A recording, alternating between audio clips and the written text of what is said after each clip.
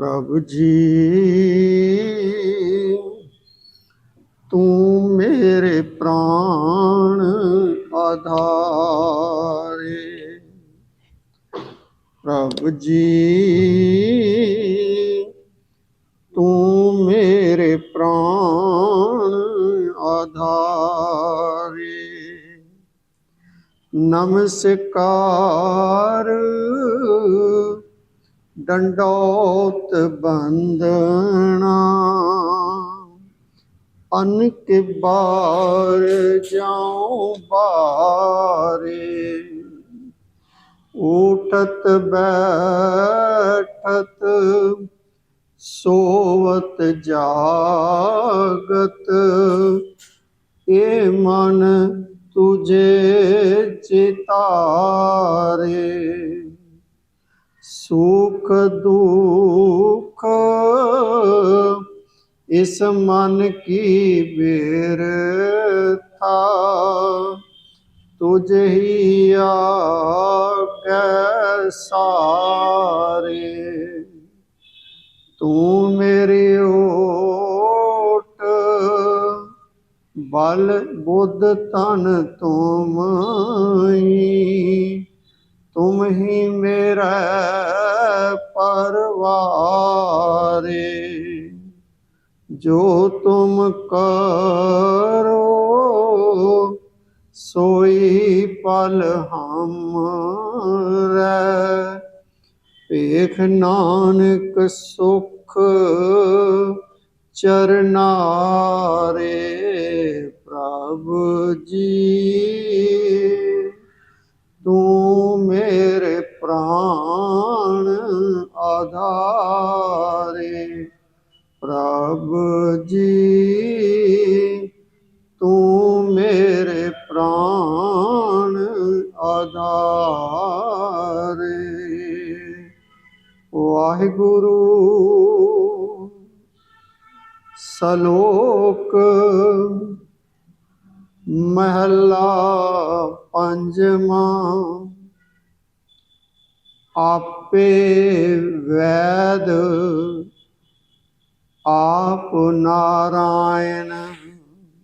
आपे वैद आप नारायण। एह वैद जी का दुख लायण। धन धन सतगुरु गुरु अर्जन देव महाराज जी की ਅੰਮ੍ਰਿਤਮਈ ਬਾਣੀ ਰਾਮ ਕਲੀ ਕੀ ਵਾਰ।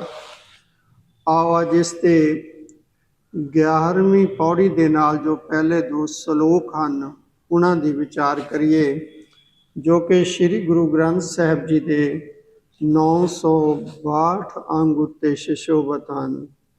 ਸ਼ਲੋਕ ਮਹਲਾ ਪੰਜਵਾਂ। आपे वैद आप नारायण।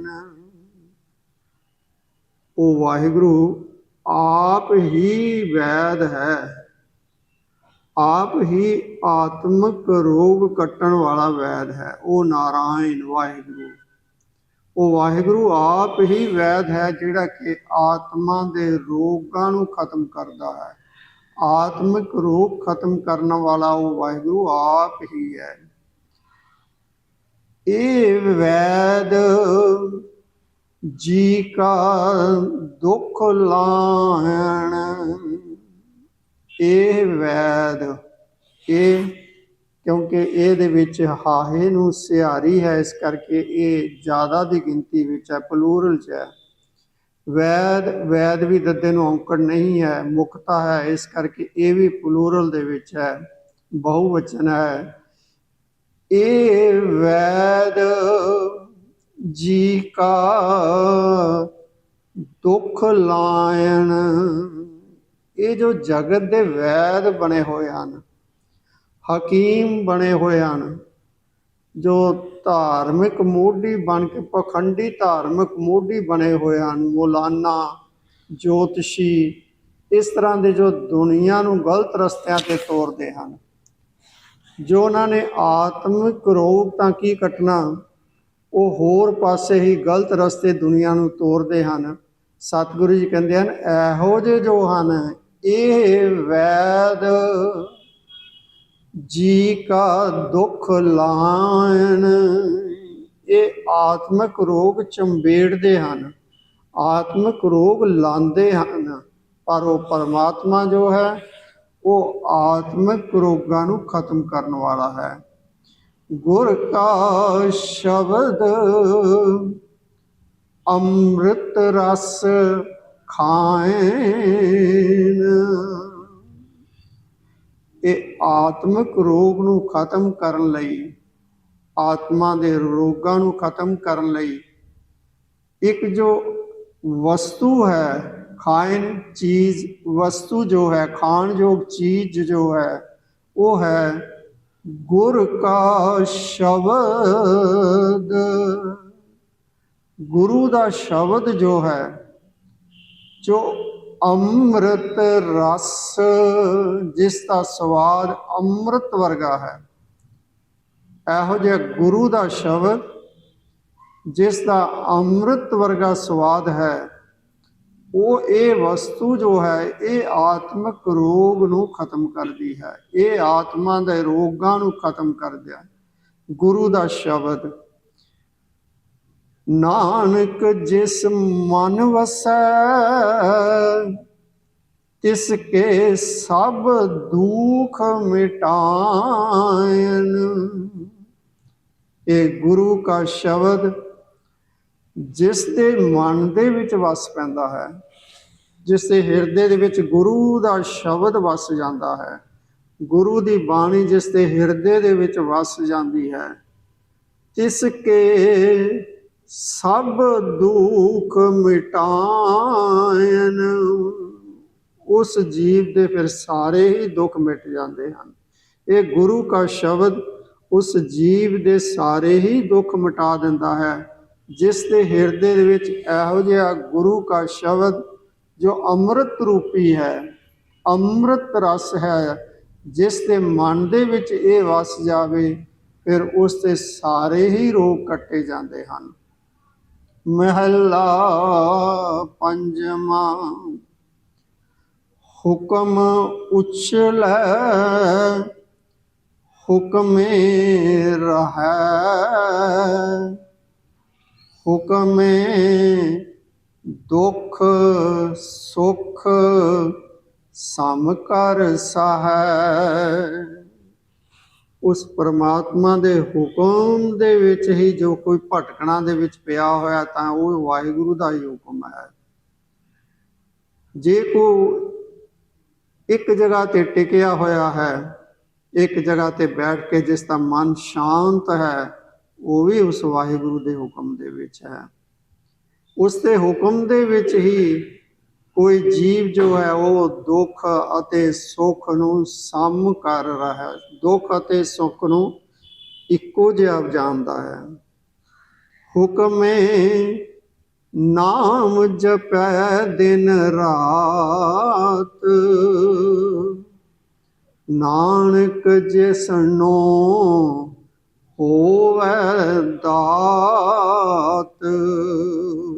ਇਹ ਨਾਨਕ ਸਤਿਗੁਰੂ ਜੀ ਉਪਦੇਸ਼ ਕਰਦੇ ਹਨ, ਜਿਸ ਨੂੰ ਇਹ ਦਾਤ ਮਿਲ ਜਾਵੇ, ਜਿਸ ਦੇ ਉੱਤੇ ਬਖਸ਼ਿਸ਼ ਹੋ ਜਾਵੇ, ਉਹ ਫਿਰ ਹੁਕਮੇ ਨਾਮ ਜਪੈ ਦਿਨ ਰਾਤ, ਉਹ ਫਿਰ ਉਸ ਵਾਹਿਗੁਰੂ ਦੇ ਹੁਕਮ ਦੇ ਵਿੱਚ ਦਿਨ ਰਾਤ ਹੀ ਨਾਮ ਨੂੰ ਜਪਦਾ ਹੈ, ਦਿਨ ਰਾਤ ਹੀ ਉਸ ਵਾਹਿਗੁਰੂ ਦਾ ਸਿਮਰਨ ਕਰਦਾ ਹੈ। ਉਸ ਦੇ ਹਿਰਦੇ ਦੇ ਵਿੱਚੋਂ ਦਿਨ ਰਾਤ ਉਹ ਵਿਸਰਦਾ ਨਹੀਂ ਹੈ, ਜਿਸ ਨੂੰ ਉਹ ਵਾਹਿਗੁਰੂ ਆਪ ਬਖਸ਼ਿਸ਼ ਕਰ ਦੇਵੇ। ਨਾਨਕ ਜਿਸ ਨੂੰ ਹੋਵੈ ਦਾਤ, ਹੁਕਮ ਮਰੈ ਹੁਕਮੇ ਹੀ ਜੀਵੈ, ਹੁਕਮੇ ਨਾਨਾ ਵੱਡਾ ਥੀਵੈ। ਇਹ ਸਭ ਕੁਛ ਉਸ ਹੁਕਮ ਦੇ ਵਿੱਚ ਹੀ ਹੈ। ਜੋ ਕੁਛ ਉਸ ਵਾਹਿਗੁਰੂ ਨੇ ਪੈਦਾ ਕੀਤਾ ਹੈ ਉਹ ਸਭ ਉਸ ਦੇ ਹੁਕਮ ਦੇ ਵਿੱਚ ਚੱਲ ਰਿਹਾ ਹੈ। ਉਸ ਦੇ ਹੁਕਮ ਦੇ ਵਿੱਚ ਹੀ ਕੋਈ ਬੱਚਾ ਛੋਟਾ ਪੈਦਾ ਹੁੰਦਾ ਹੈ, ਵੱਡਾ ਹੋ ਜਾਂਦਾ ਹੈ। ਹੁਕਮ ਹੈ ਨਾਨਾ ਵੱਡਾ ਥੀਵੈ, ਨਿੱਕੇ ਬੱਚੇ ਤੋਂ ਫਿਰ ਵੱਡਾ ਬੱਚਾ ਹੋ ਜਾਂਦਾ ਹੈ।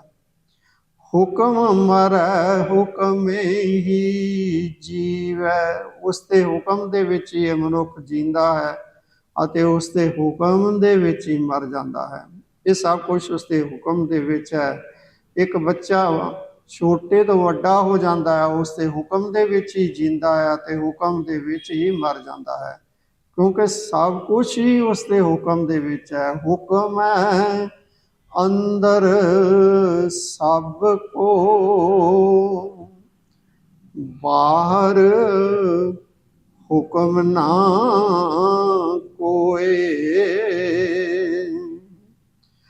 ਹੁਕਮੇ ਸੋਗ ਹਰਖ ਆਨੰਦ, ਉਸ ਵਾਹਿਗੁਰੂ ਦੇ ਹੁਕਮ ਦੇ ਵਿੱਚ ਹੀ ਕੋਈ ਸੋਗ ਮਿਲਦਾ ਹੈ, ਖੁਸ਼ੀ ਮਿਲਦੀ ਹੈ, ਆਨੰਦ ਮਿਲਦਾ ਹੈ। ਹੁਕਮੇ ਜਪੈ ਨਿਰੋਦਰ ਗੁਰਮੰਤ, ਉਸ ਦੇ ਹੁਕਮ ਦੇ ਵਿੱਚ ਹੀ ਕੋਈ ਗੁਰੂ ਦੇ ਜਾਪ ਨੂੰ ਜਪਦਾ ਹੈ, ਗੁਰੂ ਦੇ ਬਖਸ਼ੇ ਹੋਏ ਸ਼ਬਦ ਦੇ ਨਾਲ ਜੁੜਦਾ ਹੈ। ਉਹ ਗੁਰੂ ਦਾ ਸ਼ਬਦ ਜੋ ਨਿਰੋਦਰ ਹੈ, ਨਿਰੋਦਰ ਸਾਰੇ ਹੀ ਵਿਕਾਰਾਂ ਨੂੰ ਖਤਮ ਕਰਨ ਵਾਲਾ ਹੈ, ਵਿਕਾਰ ਕੱਟਣ ਵਾਲਾ ਹੈ। ਇਹੋ ਜਿਹਾ ਗੁਰੂ ਦਾ ਸ਼ਬਦ ਹੈ। ਉਸ ਦੇ ਹੁਕਮ ਦੇ ਵਿੱਚ ਉਹ ਗੁਰੂ ਦਾ ਸ਼ਬਦ ਕੋਈ ਜਪਦਾ ਹੈ ਅਤੇ ਇਹ ਸ਼ਬਦ ਜੋ ਹੈ ਉਹ ਵਿਕਾਰਾਂ ਨੂੰ ਖਤਮ ਕਰਨ ਵਾਲਾ ਹੈ, ਨਿਰੋਦਰ ਹੈ। ਹੁਕਮੇ ਆਵਣ ਜਾਣ ਰਹਾਏ, ਨਾਨਕ ਜਾਂ ਕੋ ਭਗਤੀ ਲਾਏ। ਨਾਨਕ ਜਿਸ ਨੂੰ ਉਹ ਵਾਹਿਗੁਰੂ ਭਗਤੀ ਦੇ ਵਿੱਚ ਲਾਉਂਦਾ ਹੈ, ਆਪਣਾ ਭਗਤ ਬਣਾ ਲੈਂਦਾ ਹੈ, ਆਪਣੇ ਸਿਮਰਨ ਦੇ ਨਾਲ ਜੋੜਦਾ ਹੈ, ਆਪਣੀ ਸਿਫਤ ਸਲਾਹ ਦੇ ਨਾਲ ਜੋੜਦਾ ਹੈ, ਫਿਰ ਹੁਕਮ ਹੈ ਆਵਣ ਜਾਣ ਰਹਾਏ। ਉਸ ਦਾ ਫਿਰ ਉਸ ਵਾਹਿਗੁਰੂ ਦੇ ਹੁਕਮ ਦੇ ਵਿੱਚ ਆਵਾਗੌਣ ਹੀ ਮਿਟ ਜਾਂਦਾ ਹੈ। ਉਹ ਫਿਰ ਸਦਾ ਇਸ ਜੀਵਨ ਦੇ ਵਿੱਚ ਉਸ ਵਾਹਿਗੁਰੂ ਦੇ ਵਿੱਚ ਸਮਾਇਆ ਰਹਿੰਦਾ ਹੈ ਅਤੇ ਇਸ ਜੀਵਨ ਤੋਂ ਬਾਅਦ ਵੀ ਉਸ ਵਾਹਿਗੁਰੂ ਦੇ ਚਰਨਾਂ ਦੇ ਵਿੱਚ ਸਮਾ ਜਾਂਦਾ ਹੈ। ਉਹ ਜੋ ਜਿਸ ਨੂੰ ਉਹ ਵਾਹਿਗੁਰੂ ਭਗਤੀ ਦੇ ਨਾਲ ਜੋੜਦਾ ਹੈ, ਜਿਸ ਨੂੰ ਆਪਣੀ ਸਿਫਤ ਸਲਾਹ ਦੇ ਨਾਲ ਜੋੜਦਾ ਹੈ, ਤਾਂ ਇਹ ਸਭ ਕੁਝ ਵਾਹਿਗੁਰੂ ਦੇ ਹੱਥ ਹੈ। ਇਹ ਸਭ ਕੁਝ ਉਸ ਵਾਹਿਗੁਰੂ ਦੀ ਨਜ਼ਰ ਦੇ ਵਿੱਚ ਹੈ। ਉਸ ਵਾਹਿਗੁਰੂ ਦੀ ਨਜ਼ਰ ਹੀ ਸਦਾ ਮੰਗਣੀ ਚਾਹੀਦੀ ਹੈ। ਉਸ ਦੇ ਵਾਹਿਗੁਰੂ ਦੀ ਨਜ਼ਰ ਹੋ ਜਾਵੇ ਤਾਂ ਸਭ ਕੁਝ ਦੀ ਪ੍ਰਾਪਤੀ ਹੋ ਜਾਂਦੀ ਹੈ। ਉਸ ਦੀ ਨਜ਼ਰ ਦੇ ਨਾਲ ਹੀ ਗੁਰੂ ਦਾ ਸ਼ਬਦ ਵੀ ਪ੍ਰਾਪਤ ਹੋ ਜਾਂਦਾ ਹੈ, ਜਿਹੜਾ ਕਿ ਸਾਰੇ ਹੀ ਵਿਕਾਰਾਂ ਨੂੰ ਖਤਮ ਕਰਨ ਵਾਲਾ ਹੈ। ਵਾਹਿਗੁਰੂ ਜੀ ਕਾ ਖਾਲਸਾ, ਵਾਹਿਗੁਰੂ ਜੀ ਕੀ ਫਤਿਹ।